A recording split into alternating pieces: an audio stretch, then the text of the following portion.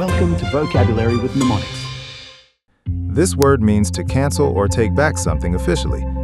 ছবিটা দেখুন, একজন দৌড়বিদ ফিনিশ লাইন অতিক্রম করছে, কিন্তু হঠাৎ তার দৌড় বাতিল করে দেওয়া হলো। Just like a race being stopped or cancelled after it's finished, এটাই হলো rescind. বাংলায় বললে rescind মানে কোনো সিদ্ধান্ত বা নিয়ম বাতিল করে দেওয়া।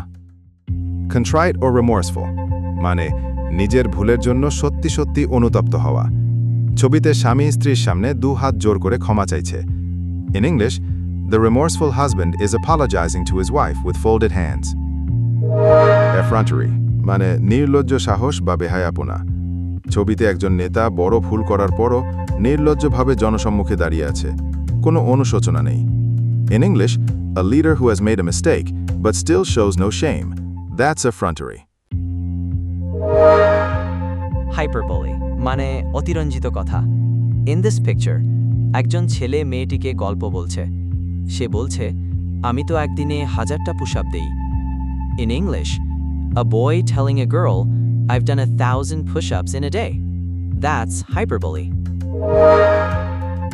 Meticulous মানে অত্যন্ত যত্নবান।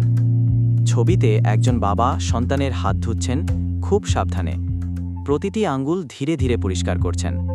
A father carefully washing his child's hands, finger by finger. That's being meticulous. Reprobate মানে নীতিহীন। নীতিহীন ছবিতে একজন লোক চাবুক হাতে, চোখে নিষ্ঠুরতা। সে নির্দয় ও নীতিহীন একজন মানুষ। A man holding a whip with a cruel look in his eyes. That's a reprobate.